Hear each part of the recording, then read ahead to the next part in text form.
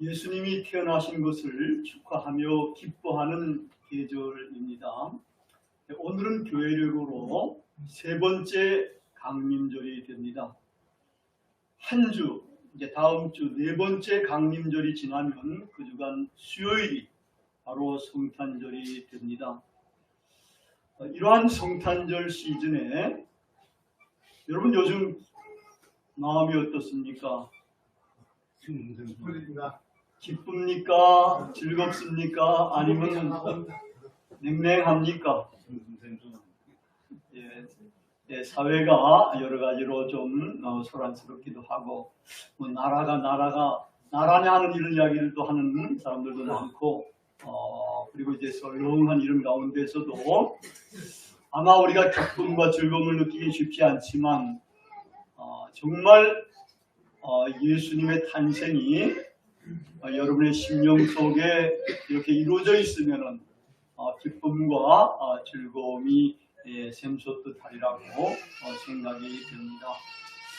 정말 우리가 이제 즐거워하려면은, 이 성탄절에 기뻐하고 즐거워하려면은 예수님께서 이 세상에 오신 목적이 바로 여러분 안에 체화가 되어야 됩니다.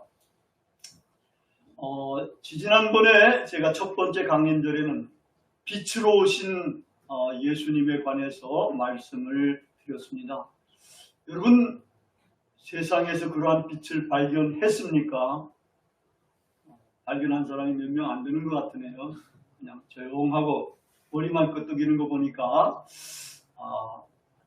정말 예수님만이 나의 빛이다 라는 것들을 우리가 고백할 줄 알아야 될 겁니다. 오늘은 예수님께서 오신 목적 2라고 할 수가 있을 것입니다. 나는 의인이 아니라 죄인을 부르러 왔노라 하신 이 예수님의 말씀에 관해서 묵상하면서 은혜를 서로 나누려고 합니다.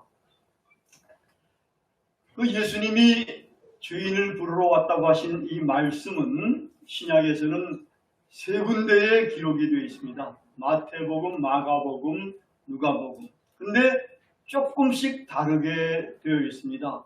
그래서 한번 그걸 화면에 영상으로 이렇게 만들어 봤습니다. 여기 보니까 마태복음 9장 12절 13절, 마가복음 2장 17절, 누가복음 5장 31절 32절에 예수님께서 들으시고 이르시던 거의 비슷해요. 이 건강한 자에게는 의원이 쓸데없고 병든 자에게가 쓸데있느니라도 이제 거의 다 같습니다. 근데 마태복음에는 너희는 가서 내가 긍휼을 원하고 제사를 원치 아니하노라 하신 말 뜻이 무엇인지 배우라가 더 들어가 있습니다. 요거 다른 데는 없기 때문에 빨간색으로 이렇게 쳤습니다. 그 다음에 내가 의인을 부르러 온 것이 아니요 죄인을 부르러 왔노라 하신 이 말씀도 마가복음도 거의 비슷하고 같아요. 근데 누가복음에서만은 내가 의인을 부르러 온 것이 아니요 죄인을 불러 회개시키러 왔노라, 이렇게 회개시키러가 더 들어가 있어요. 그래서 여기만 있는 것들은 제가 이렇게 빨간색으로 칠했습니다. 이 세 복음서에서 예수님께서 오셔서 하신 말씀, 당신 자신이 세상에 오신 의미가 무엇인지, 목적이 무엇인지를 우리가 이제 하나씩 살펴보도록 그렇게 하겠습니다. 먼저 이제 마가복음 판부터, 이게 마가복음이 제일 먼저 기록이 되어 있습니다. 이 마가복음 판부터 이제 보면은 여기 의인이란 말, 의인이란 말은 하나님의 말씀, 하나님의 뜻, 이게 우리가 살아가는데 기준이 되는 거예요. 이 기준을 제대로 행했느냐 안 행했느냐. 행한 사람은 의롭다고 인정을 받아서 의인이 되고, 그렇지 않은 사람들은 이제 의인이 되지 않는 겁니다. 그런데 이 말씀이 나온 배경은 이제 예수님께서 복음을 전하시면서 지나가시다가 세관에 누가 앉아있는가 하니까 세리가 앉아있는 거예요. 세리 레위가 앉아있어서 예수님이 나를 따르라 라고 부릅니다. 그러니까 어이구, 레위가 좀 정신이 해가닥한 모양이에요. 예수님의 그 말씀을 듣고 그 자리에서 일어나가지고 자기 직장을 때려치우고 그 예수님을 따라가는 거예요. 따라가서 이제 너무나 좋아가지고 예수님을 자기 집에다가 모셨어요. 모시고 자기뿐만 아니라 예수님뿐만 아니라 예수님을 따르던 제자들도 거기 모시고 그 다음에 또 이제 그 주위에 죄인들까지도 모였어요. 이 죄인들이라는 것은 그 당시에 사회적으로 가장 영락한 낮은 층, 그리고 지금 이제 창기들이라고 할 수 있는 그런 사람들을 이제 초청해가지고 거기서 식사를 하고 있는 거예요. 이걸 바리새인과 서기관들, 이 양반들은 그 당시에 신앙생활 굉장히 잘하던 사람이에요. 바리새인은 구분됐다고 하는데 요즘 우리 한국에서도 순복음 뭐 이런 말이 나오잖아요. 복음, 우리는 복음을 이야기하는데 순복음, 이건 더 좋은 복음을 자기들이 전한다고 하는, 이렇게 남들보다 낫다고 여기는 이런 사람들이 딱 보니까 와, 예수님 저거 웃기네. 어떻게 세리들, 매국노라고 하는 세리들하고 이 창리들 정말 이게 안 될 수 있는 이런 사람들하고 같이 식사를 하느냐 말이야. 이렇게 비난을 하는 거예요. 비난을 받을만 하겠지요? 아멘에서는 안 되겠지만 하여튼 받을만 합니다. 왜냐하면 우리도 그런 사람들 비난을 엄청나게 할 수 있거든요. 그러니까 근데 예수님께서 그때 이야기하십니다. 건강한 사람에게는 의원이 쓸데없고 병든 자에게 쓸데있느니라. 이런 속담을 거기 사용하시고, 그 다음에 나는 의인을 부르러 온 것이 아니고 죄인을 부르러 왔노라. 여러분, 죄인이 뭡니까? 전부 다 죄인이죠? 네, 전부 다 죄인인데 이 죄인이 뭐가 죄인입니까? 죄를 행한 사람들이 죄인이죠. 죄를 지은 사람들, 그 죄를 짓는 것이 이제 종교마다 또 나라마다 이 조금씩 규범이 틀려요. 근데 우리는 죄인이라는 것은 성경에서 말하는 죄인이니까 이거는 말하자면 하나님을 떠나 있는 인간을 말하는 거죠. 하나님을 떠나서 세상을 향해 살면서 거기서 죄도 짓고 악도 행하고 이렇게 살아가는 사람들이 이 죄인이라는 겁니다. 말하자면 이런 죄인을 예수님께서는 부르러 왔다는 겁니다. 부르러 왔다는 게 뭡니까? 죄인을 구원하러 왔다. 우리는 보통 구원하러 왔다고 그러지 않습니까? 그죠? 근데 여기는 예수님께서 나는 죄인을 구원하러 왔다가 아니고 죄인을 부르러 왔다. 이 부른다는 게 뭡니까? 지금 레위한테 예수님이 불렀잖아요. 뭐라고 불렀어요? 나를 따르라. 따르라고 부르는 거예요. 그냥 너를 구원시키겠다가 아니에요. 뭐라고요? 나를 따르라. 예수님을 따른다는 게 뭘 말하는 겁니까? 예수님의 제자로 따른다는 것을 말하는 겁니다. 이 부름을 받은 자들에게는 예수님의 부름은 뭐가 될 것 같아요? 제자로 따른다는 것은 말하자면 부름을 받는 사람들에게는 그것은 자기의 소명이 되는 겁니다.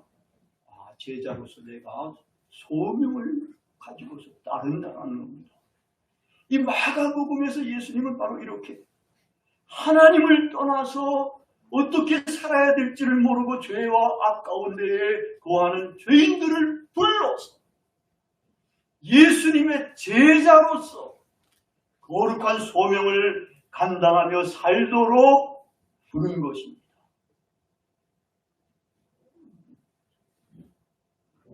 이 부름에 응답할 사람들은 응답을 해야 되는 겁니다. 아마 예수님은 이렇게 불렀을 때는 모든 사람들을 대상으로 해서 이런 부름을 불렀을 것입니다. 다음으로 누가복음판은 조금 다르죠. 거기는 여기 뭐가 들어갔다 그랬어요? 죄인을 불러 회개시키러 왔다. 회개시키러 왔다는 겁니다. 죄인을 불러온 것만이 아니라 불러가지고 회개를 시킨다. 여러분 회개했습니까? 교회는 죄인들이 모인 곳이라 그러잖아요. 회개한 죄인과 회개 아직도 하지 않은 죄인들이 같이 모여 있기 때문에 교회가 정말 지상 천국과 같은 그런 모습을 띠지는 않고 있다는 겁니다. 여기는 갈등도 일어날 수 있고 긴장도 일어날 수 있습니다. 왜냐하면 회개한 죄인과 그냥 회개하지 않은 죄인들이 같이 있으니까 그렇게 이제 그렇다는 겁니다. 근데 여기서 회개시키러 왔다는 이 말에 대해서 우리가 주의를 집중시켜야 합니다.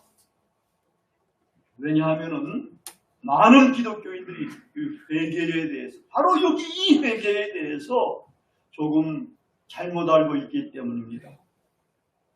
이 회개를 알려면은 우리가 몸을 씻는 것과 연계해서 설명을 하면은 좋습니다. 여러분 몸을 씻는데 전신욕이 있고 부분욕이 있지 않습니까? 전신은 뭐 샤워를 전체적으로 하든지 목욕탕에 가서 씻든지 이렇게 전체적으로 씻는 걸 말합니다. 근데 부분욕이라는 것은 얼굴만 씻든지 손만 씻든지 발만 씻든지 이런 게 부분욕이라고 할 수 있습니다. 전신 목욕을 한 사람은 밖에 나가서 돌아다니고 집에 돌아오면은 부분욕만 하면 되는 게 손을만 씻든지 발만 씻든지 얼굴까지 씻든지 이렇게 부분 요 세 개 다를 씻어도 부분이에요. 저도 이렇게 이제 주일날 예배 보러 올 때는 아침에 목욕을 합니다. 샤워를 합니다. 그건 전신욕을 하잖아요. 그리고 이제 오늘 활동 다 하고 나서 집에 들어가 저녁에 이제 자기 전에는 얼굴 씻고 손 씻고 발만 씻는 거예요. 근데 전신 목욕을 안 하고 전신욕을 안 하고 손이나 발만 씻어가지고는 안 되는 겁니다. 전신욕도 해야 되는 겁니다. 예수님께서 바로 그렇게 가르치셨지 않습니까? 이 전신욕, 이건 말하자면 전체적으로 우리가 하나님을 향해서 돌이키는 걸 말합니다.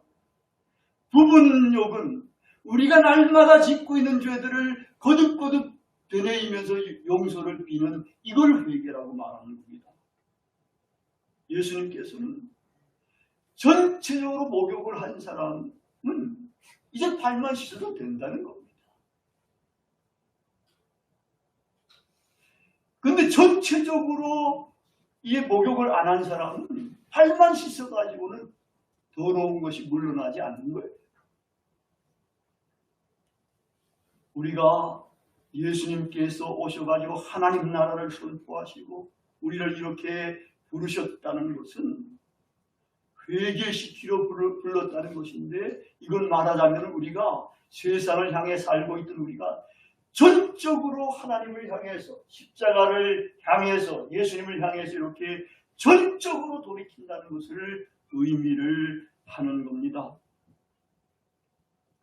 그래야 우리가 모든 것을 버리고 주님을 따를 수가 있게 되는 겁니다. 여기 누가복음의 저자는 이런 식으로 예수님께서는 세상을 향해서 살던 죄인들을 부르러 오셨는데 부르러 오셔가지고 그들을 부르는 것만이 아니라 회개시 돌이켜가지고 완전히 하나님에게로 돌이켜서 하나님과 더불어서 이 세상을 제자로서 살아가라 하는 이러한 강조점으로 이렇게 회개시키러 왔다 이렇게 강조를 하시는 겁니다. 여러분 회개했습니까? 네. 부분적으로만 회개하면 안 됩니다. 전적으로 돌이켜야 되는 겁니다. 전적으로 돌이켜도 우리는 또 더러워질 수 있어요. 손도 더러워지고 발도 더러워질 수 있고 얼굴도 더러워질 수 있는데 전적으로 돌이키지 않으면 말짱한 겁니다.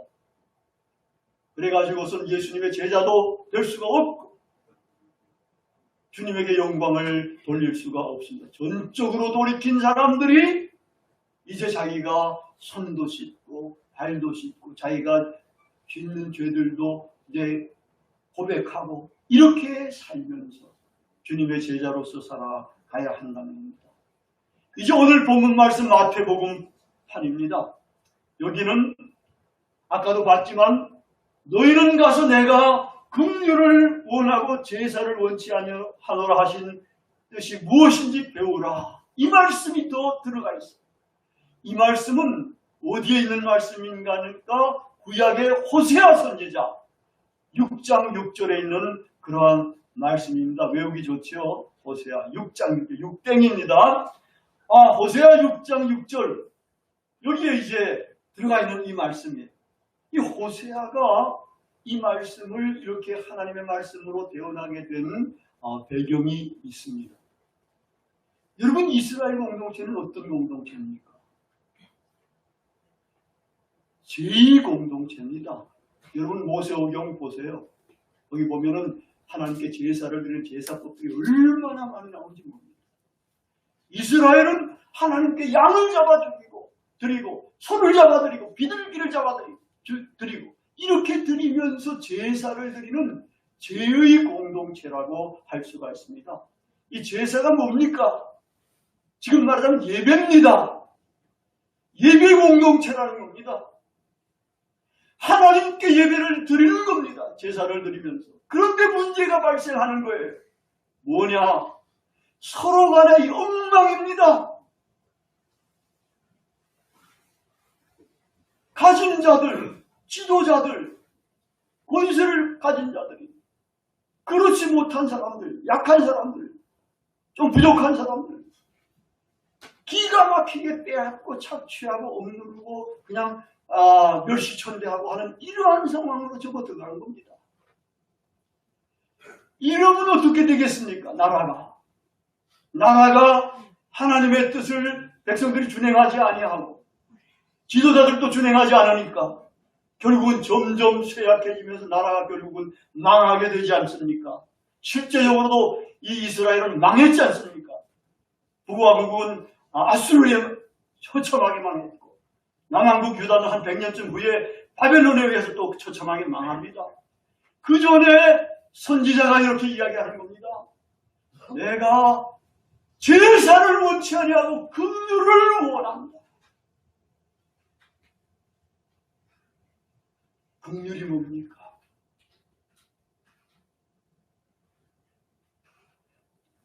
불쌍하게 보이는 사람을 불쌍히 여기는 마음, 측은지심의 마음이 이게 긍휼입니다. 특별히 사회적으로 용락한 사람들, 가난한 사람들, 갖지 못한 사람들, 어려운 사람들, 이런 사람들을 보고 불쌍히 여기는 마음, 그 불쌍히 여기는 마음을 마음으로만 갖고 있는 것이 아니라 이걸 행동으로 실천하는 것, 이것이 긍휼이라는 겁니다. 여러분, 이 긍휼은 하나님께서 우리를 향해서 갖는 그러한 마음이며 태도입니다. 하나님이 우리를 불쌍히 여기는 겁니다. 하나님의 자녀들은 이 하나님 아버지를 본받아서 우리 서로를 불쌍히 여겨야 하는 겁니다. 여기 불쌍히 여기지 않을 사람이 어디 있습니까? 전부 다 불쌍히 여겨야 되는 겁니다.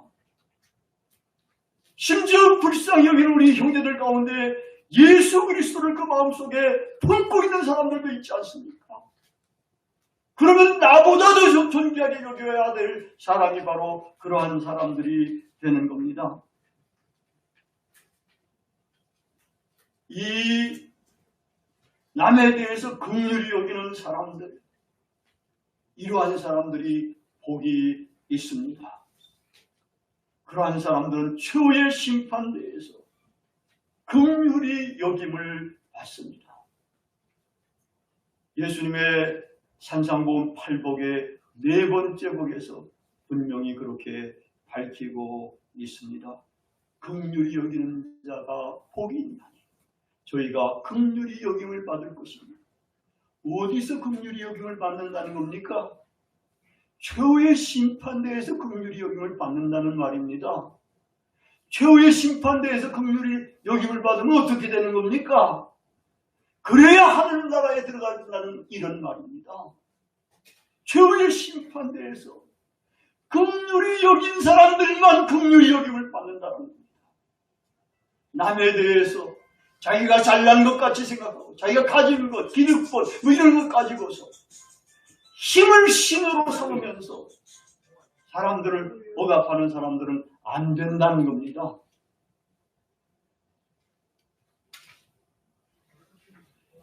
그렇기 때문에 예수님께서도 바로 이 호세아 선지자의 말씀을 2번이나 이렇게 인용해서 선포를 하시고, 이것이 마태복음 기자는 이게 굉장히 중요한 것이구나, 이게 우리 기독자들이 정말 행해야 될 일이구나 해서 이렇게 성경에 마태복음에 집어넣은 겁니다. 다른 복음서에는 없지 않아요. 근데 현대 기독교가 이상해졌습니다. 이게 시대도 많이 지나서 그런지 현대에서 기독교가 다시 과거로 돌아가는 것 같아요. 다시 긍휼보다 예배가 중요시 여겨지고 있습니다. 하나님께서 제일 좋아하시는 게 뭐냐? 하나님은 나는 제사보다도 예배보다도 긍휼을 좋아한다고 밝혔는데도 이걸 깡들이 무시하고 하나님은 예배를 가장 좋아한다 이렇게 주장하는 겁니다. 이렇게 해가지고 예배는 거룩하게 드리는 겁니다. 사람들은 멸시천대를 하는 겁니다. 가진 자들 앞에서는 꾹꾹거리고 갖지 못한 사람에게는 목에 힘을 줍니다. 이게 사회고 이게 교회입니다. 많은 사람들이 그렇다는 거죠.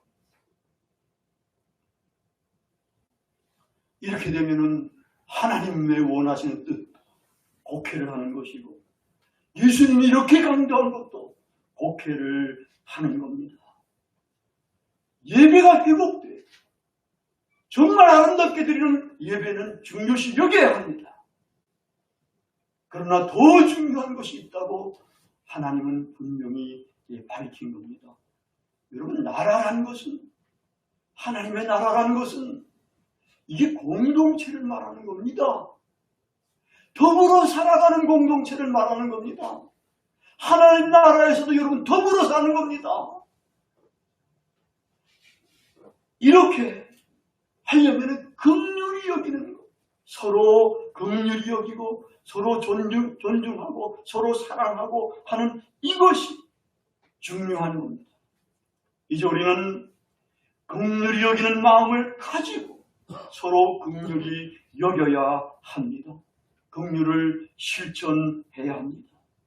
만약에 예배만 중요하게 여기고 긍휼을 실천하지 않는 기독교인들이 있다면 그들은 마지막 날 최후의 심판대에서 어떻게 될 것 같습니까?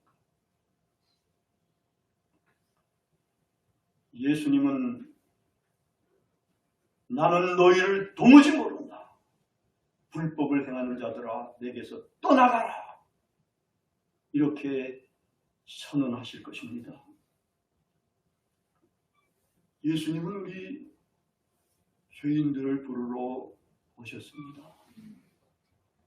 하나님을 떠나서 그냥 하나님도 모르고 세상에서 그냥 태어나가지고 세상을 바라보면서 세상에서 성공하고 세상에서 출세하고 세상에서 잘 살아보기 위해서 이렇게 노력하면서 살아왔습니다. 적당하게 죄도 짓고 적당하게 잘못된 것도 하고 이러면서 살아왔었습니다. 이러한 우리들을 부르러 오신 것입니다. 무엇하러 부르러 왔다고요? 우리가 이제는 예수님의 영광스러운 제자가 되도록 부르셨다는 겁니다. 우리가 그냥 엉성하게 살아가도록 이렇게 부른 게 아닙니다. 거룩한 제자로서의 소명을 갖도록 우리를 부르신 것입니다. 이제 우리는 누가가 이야기한 것처럼 모든 것들을 버리고 전적으로 예수님 하나님을 향해서 돌이켜서 하나님을 바라보고 살아가야 합니다. 제자로서 살아가야 하는 겁니다. 사회적으로 영락한 사람들, 사회적으로 어려움을 당한 사람들, 이제 우리는 그들을 긍휼히 여기면서 섬기고 보살피고 일으켜 세워주고 사랑하면서 긍휼을 실천하면서 살아야 하는 겁니다. 그분들을 대할 때에 정말 우리 주 예수 그리스도를 대하듯이 그렇게 차별 없이 대해야 가장 이상적인 그러한 상태가 되는 겁니다. 그래야 우리는 최후의 심판대에서 긍휼히 여김을 받습니다. 주님으로부터. 그리고 우리는 하나님 나라에 들어갈 수가 있습니다. 놀라운 것은 마태복음에서는 심판의 기준이 뭐냐 할 때에 양과 염소 심판의 비유에서 나타난 것처럼 예수님께서는 당신 자신이 이 사회적으로 가장 작은 형제들과 동일시했다는 겁니다. 그래서 예수님, 지금 보이지 않는 예수님, 말하자면 우리 기독교적으로 이야기하는 하나님 우편에 앉아 계시는 하나님을 우리가 어떻게 인격적으로 섬기고 도울 수가 있습니까? 그 예수님이 목말라 할 때 물을 드릴 수가 있고, 그 예수님 배고파할 때 빵을 드릴 수가 있고, 그분이 헐벗었을 때에 옷을 어떻게 입힐 수가 있겠습니까? 예수님은 당신 자신이 일치한 그들을 그렇게 돕는 것이 바로 나에게 행한 것이다.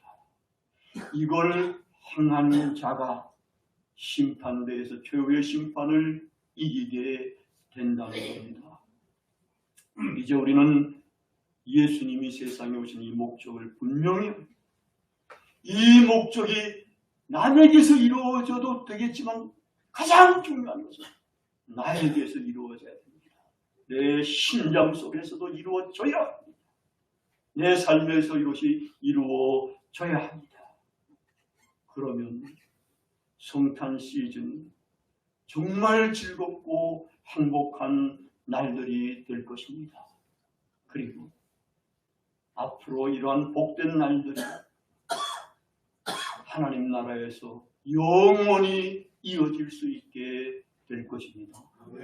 우리 길봇교회 식구들은 다 이러한 존귀한 예수님의 제자들, 하나님의 자녀들이 되기를 진심으로 바랍니다. 다 같이 기도하시겠습니다.